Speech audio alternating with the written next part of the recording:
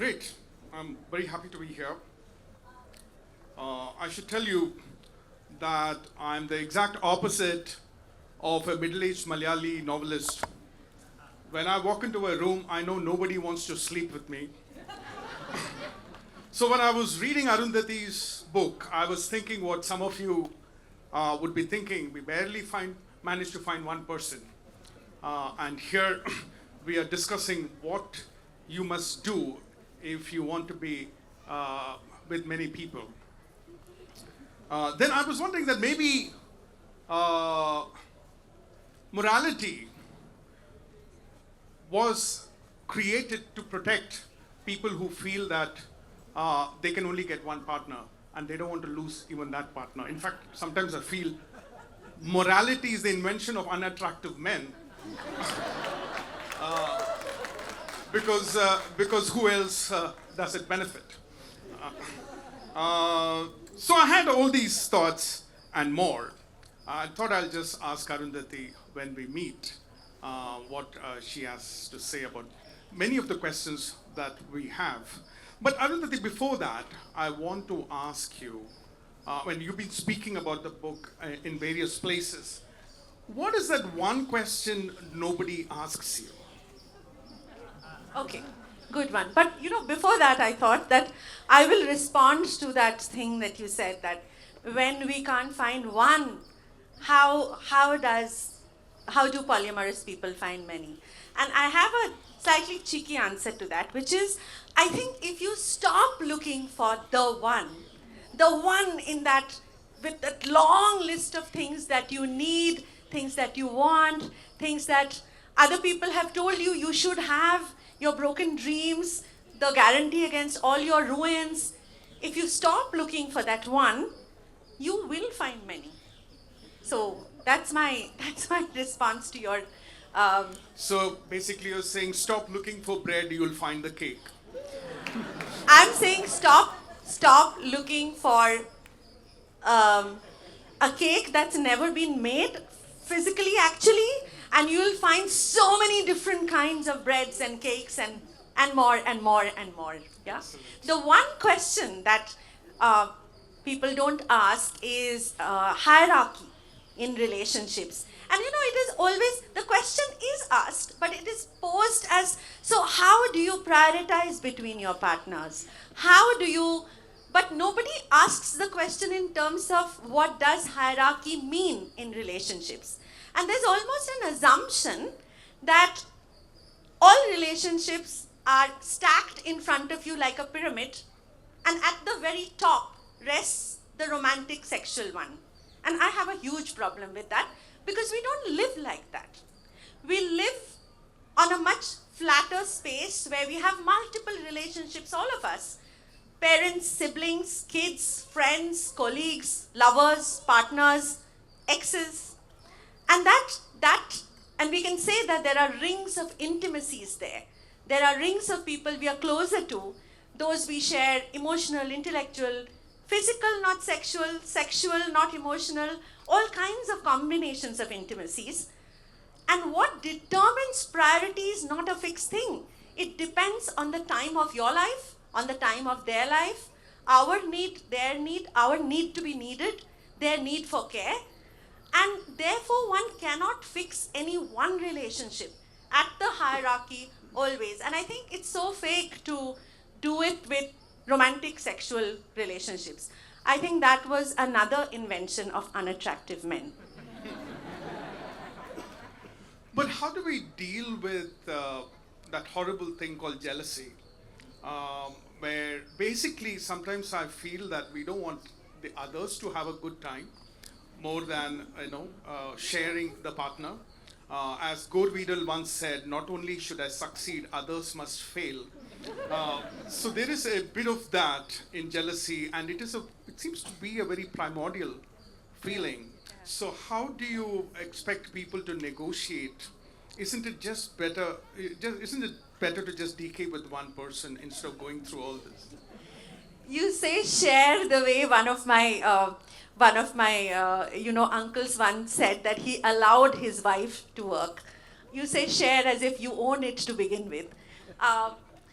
I think jealousy is something that I've always felt is a manifestation of something much deeper. It comes from fear, it comes from insecurities, it comes from the fear of abandonment that we have in us. It is not outside, it is not in your partner or the other person that the partner is having a good time with. It is all to do with how scared and lonely you feel in the universe, and you feel that the heart, if we can imagine it as Dilistan, let's say, has that one chair, and if you are not sitting on it with the light focused on you, then you are nowhere, then you are in darkness, then you are somewhere left out. But if you can imagine the heart as a place that has many chairs and futons and muras and some ground to lie on, then it's possible to imagine that there are many people who can coexist there. What we often forget, so this is it, no mother ever gets asked that if you have more than one child, what happens? Like, why are children not asked that their parents should have just one child so that they don't feel jealous? But the moment it is about a partner, this question, sort of comes up. Jealousy is again something that doesn't happen only with romantic sexual partners. Spouses are jealous of hobbies and time that is spent with friends or with in-laws and parents. When children happen, some spouses get jealous about children because the spouse is spending more time with them. So they're jealous of cricket, they're Roger jealous of Federer, cricket, Virat Kohli. or women going out together. Husbands don't like it, they're jealous of that. Husbands are super jealous of best girlfriends. So the point is that jealousy is not about the fact that somebody else is finding happiness with somebody you find happiness with. It is more a sense of, since we've imagined in this capitalist world that love is a zero-sum game, if you have it means I don't have it. So it can only happen in that kind of calculation. And that I find so limiting of possibilities in love and the way we live. So you're not saying deal with jealousy, okay, because this is worth it. You're saying there is a way we can be better than be jealous. I'm saying you begin with dealing with it, obviously because it's there. But as you keep working on it, as you keep understanding it, my hope is that one day it becomes lesser and lesser and hopefully disappears. And we have a word for that. A lot of us who are polyamorous use this word compersion, which is the opposite of jealousy. It's the other end of jealousy, where you are actually happy if your partner finds happiness and is having a great time with someone else. Like you've read a poem and you want somebody else to read it as well. Like you found a great wave on the ocean and you want somebody else to see it as well and enjoy it as much. And I think it's possible to love in this way. We must all try, at least. I have never felt it, but you have you felt compersion? It does not sound like an emotion at all. It sounds like a mechanical device. I mean, I'm so sorry you feel that way. May the love goddesses bless you. But I'm sure there are not just me. And that's another thing. This book wasn't supposed to be about me at all, because I had enough of social media friends I could share it with, and I was writing publicly about polyamory for a very long time. But the book was also about, there are so many other people who lead polyamorous life. Not all of them are out because there is a lot of stigma about it, etc., etc. And I have seen much better practitioners of compersion than I can ever vouch to have felt it. And I'm learning. It is possible. Also, I think we have to stop thinking of love only as an emotion and a passion and a thing out there. Love is what we do. My friend Sheila this morning told me that care is when love wears working boots. And I loved it because love has to be in practice. What do you do when you're in love?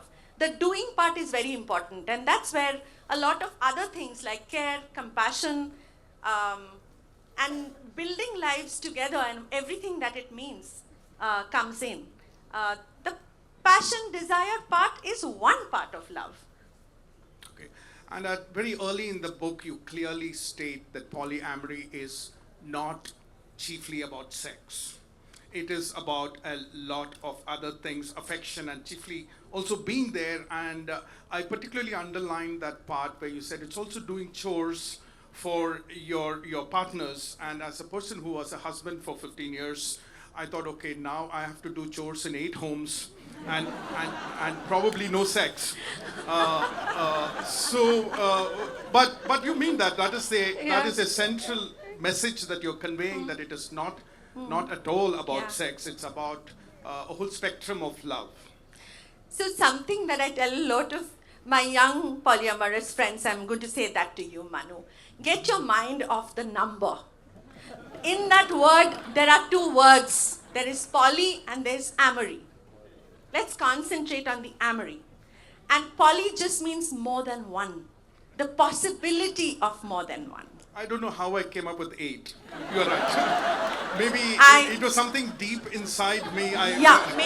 Maybe a chat with your therapist. And but to complete, it's you're right. You know, I mean, again in monoamory, most people have similar templates, but it's also beautiful to see how so many people today are even challenging that and living differently in monoamorous lives as well, which is wonderful. But in polyamory, one of the beauties is that you can define it the way you want. And the way I've defined it is the desire, ability, and practice of being in love with more than one person at the same time, with the consent of all, with or without sexual intimacy. That's only because I feel while sexual intimacy is of course a great expression of romantic love, not always. There are asexual people, there are aromantic people, there are people who do not have the ability to have sex or the opportunity to have sex. So to put everything down on, I find that difficult, that to base it on sexual relationships makes it very reductionist. But on the other hand, I do not want to say that, oh, you know, sex doesn't matter at all, because that's when all the fears that I talked about, the abandonment issues that I talked about, all of them become even more. So I've heard all kinds of things from monoamorous people when we have deeper discussions. I'm okay with my partner having sex with someone else, but not emotional intimacy. And on the other end, I'm okay if they are just friends. I don't know where we started using the word just before such deeply amazing relationships called friends. It's like just. It's not more than that. And you know, they say that, but sex is not okay. So I think sex seems to complicate and make everything more complex or simple. So polyamory is just ways of having or building relationships of love with or without sex, is how I see it. Who are asexual people? Have you met? Oh yeah. Can you just You tell me haven't? what? I have never met an asexual person. Okay. There are people who identify as asexual. There are people who do not have sexual feelings like or sexual desire like others. I'm not an expert on that, but I do have friends and people who often, many of them identify as queer as well. Yeah, so there are people like that.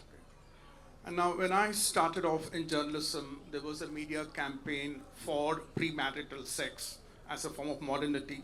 Now, I think media wants to do a campaign for postmarital sex, the way the society is going. But with teenagers who are getting all the action, now, I want to ask you, when a public figure like you talks of polyamory, they're going to use that to endorse a lot of things that they want to do. And as I always say, sometimes when I hear them speak, I understand why some species eat their young. Now with a book called Polyamory being in the mainstream, what is your, do you feel a sense of responsibility? Do you feel that there has to be a warning? Do you think there should have been an age rating for this session? What are your thoughts? Yeah. I don't think the young at any day and age needed any endorsement for somebody who's 50 plus like me. They've never needed any endorsement. The young have always, and that's the best part about being young, they have always been fearlessly experimenting with love, romance, relationships, different ways of transgressing all the boundaries that generations before them, like you and me, have created with our denials and deceptions. They see these denials and deceptions very clearly, they understand it, and today what I find beautiful is they call it out, even with their own parents and people they know and respect. So they did not need any book, or it's the other way around. I learned a lot listening to them, speaking to them. There's a whole chapter, because most of my friends who have kids are my age, and their kids are in schools and colleges talking about relationships very differently, talking about identities and the fluidity of identities very differently. And parents are really having a tough time to understand it. But you know what kids are also asking? Kids are asking, typically Hindu heteronormative families, they're asking their parents, why don't you have gay friends? Why don't you have Muslim friends who are invited to our houses? These are difficult questions. So it's not just about the sexuality and identity, but a lot of other things that young people are asking about. Two things I learned from speaking with them and interviewing many of them. One made me very joyful and the other made me terribly sad. What made me really happy was that when I was in college, many years ago in Kolkata, I thought ours was the generation that was going to break things up, change the world, break a lot of boundaries that we saw at that time. Successful in some, unsuccessful in most. As I stand here, I see the same thing with young people who are trying to redefine many of these things in their lives. What I felt really sad about is so many of them had lost faith in their parents, had lost faith in our generation. And I couldn't but feel a little responsible about that. That in many ways, I think we haven't been able to provide the safe spaces that we should have provided for them to talk to us more openly, to embrace us with their complex confusions that they are thrown into at this age. So I just want, I hope our generation, parents like us, are keener to understand their world and educate ourselves a little bit. I'm sure the audience has a lot of questions, so this will be the last question from me. I'm reminded of what an American writer once said: "You don't know a woman until you meet her in court."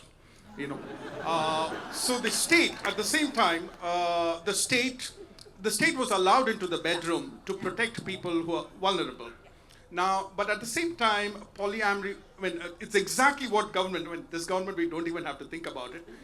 It's exactly what this government wouldn't want, right? At the same time, the government has its uses. So how do you look at this issue? Yeah. So there is a chapter on the book, and I was wondering what to call it. So I called it the state's carrot and the state's stick, because it's both. And I spoke to two lawyers. I know nothing about the law, and from them what I learned is this: that so at one end you have a world that's full of inequalities, injustices, etc., and you need that arbitrator, and the state and laws become those to set things, almost to sort of give justice at times when the powers that are the more powerful ones, when equality is not served. On the other hand, there's the danger of allowing the state into your private affairs, because the law's job is to fix things. It does not understand fluidity. And much of the world of identities, sexualities, ways of loving rest in the fluidities of not keeping it fixed to one thing and being able to move across. So for example, a law will want, like you did with your number 8, a law will want to know how many is the upper limit of the number of relationships, right? Or who particularly will be then afforded that partnership status. Like, it will all have to be written out, fixed in stone. That's the problem with the law. And ultimately, that's the other problem with the law, is that it will control and it will not ultimately be about the people who it was supposed to be about. It will only continue to serve the powerful in many ways. As we see happen now, if you just look at the number of people who are in prison right now, who are they, what communities do come from, how many of them are under trial, how many of their cases have not even gone to the courts yet. So, you know, the law is, it's something that we have to think about. Both the lawyers said that yes, we do want the law to enter and give us some protection, but on the other hand, we are also afraid what the law is going to do to a world that right now is sitting in this beautiful, fluid, gray zone. Great. So we open the session to the audience. Now, since we don't have too much time, I request you not to masquerade your opinions as questions. So just be as brief as possible. Not that your opinions don't matter, but we don't have time. Who's up? Yeah. Is there anyone with the mic? Actually, yeah. So I'm not making the decisions. She'll make the decisions.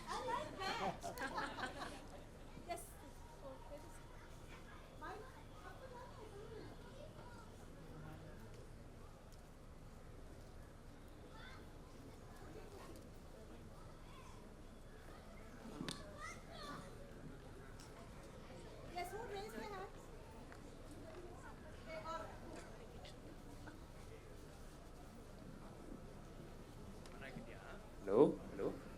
Hey, sitting in the bottom row here.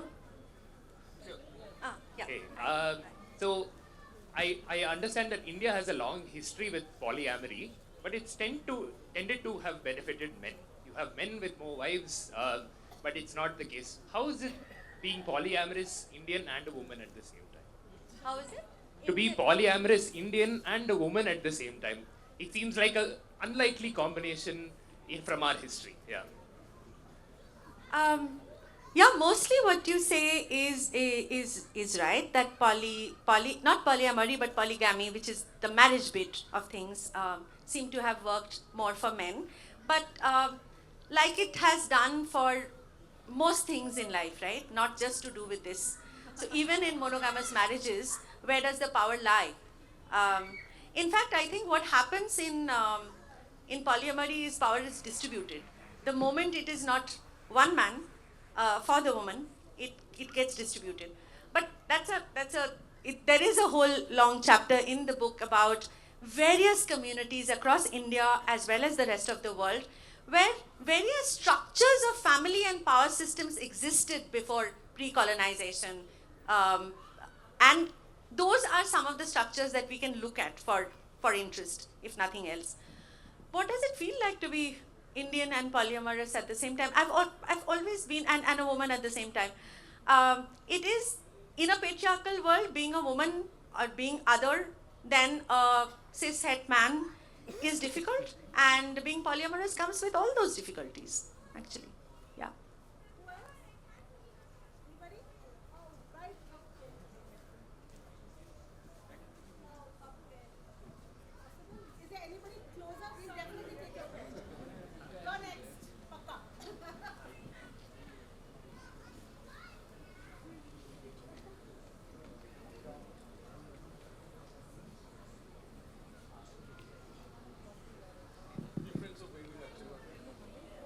Hi, hi ma'am. So here. So what I want to ask is, often in monogamous relationships, we have this equations of emotional draining, and there is in relationships we often face it as very emotional draining, and there is a lot of space that you have to give in terms of the mental bandwidth and everything, and sometimes it has a devastating effect on the mental health of people. So how is that getting translated in the sense of a polyamorous relationship? And another question I want to ask is, just a subset of this. Oh, okay. Yeah, that's. See, thank you for that question. See, I think love is hard, okay, no matter how you look at it. One, two, many, man, woman, other. When you love, you accept that you're going to suffer. Having said that, I think one has to be very careful and safe about one's mental health, and that could go for any relationship, because abuse of power is what you're talking about. It's not about so much about emotion or physicality. It is how power is held between people when they are in a relationship, and not just in relationships of love, but specifically in love, because in love what you actually do is you stand in front of someone and say, hey, I give you the power to hurt me, break me. I hope you won't do it, but that's what you're doing actually. And that's why love is both beautiful and dangerous at the same time. And so therefore you have to have always structures around you, friends, whether it's friends, family, whatever, if you need help from professionals, all of that to keep you in check, in balance, and keep the red flags, note the red flags. And red flags can be very different for different people, because our appetite and experience with risk is also very different. So, just that. But that's not just with polyamorous, that could be for any relationship. Hello, Arundhati. I'm from Calcutta and an alumni of your college. I have a question. Yeah. You said morality is a boundary or a shackle which is stated by an unattractive man. Why, to my knowledge, it can also be stated by unattractive, emotionally insecure women. What is your thought on that? She didn't say it, but she can take the question. I want to add to the spirit of that question. Can I just say, I have never found a woman unattractive, so I can't answer that question. But emotionally insecure? There are women who are emotionally insecure. We all are, I think. I don't know who isn't. I am terribly emotionally insecure. I have friends here, and if they don't take a photograph of us together and us having this session, I'll get really upset with them. So, yeah. So it's a state of the mind, not a state of gender. Emotional insecurity? I don't think it has to do with gender. The morality, the shackle of morality which one sets. It depends on the mindset and perception. It's gender neutral. It can also be culture, it can be what we inherit, it can be legacy, it can be so much. It can be fear, it can be belief and faith. But it can be gender morality is agnostic. also put out by different religions in different ways. Morality comes from so many places. I'm saying lived experiences of morality, not the theories around morality. Our lived experiences of morality come from everything. Most of it, for me, the things I had to break were things that my mother taught me. Sometimes from others are also they support us. It's not that they don't.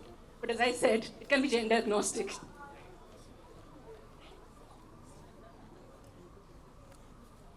Hi. During your younger days, or for most of the people's younger days, how would you distinguish between someone trying to cheat in a monogamous relationship versus truly exploring polyamorous relationship? And even if, let's say, someone truly trying to explore polyamorous relationship, how do they distinguish whether I am actually exploring it or somehow I'm trying to cheat in a monogamous relationship? Because you've been grown up with the weight that, hey, you are supposed to be monogamous. How do you discern between the two? Just 3 things: honesty, transparency, responsibility. Work this out in your relationship. Are you being honest about it? Are you sharing what's happening with you and your partner? And are you taking responsibility of everything, the consequences? Because when you are in a mono relationship and you want to explore polyamory, you need to understand where your partner is standing with that. If they also want to explore with you, that's one thing, but if they don't, you have to assume responsibility for the consequences of your actions. You can't step out of that. So for me, it's very simple. It's these 3 things: honesty, transparency, responsibility. Thank you so much. We don't have time. I wish you a great love life. We should make many love lives. Yeah. Many love lives, she says. Thank you so much. Thank you.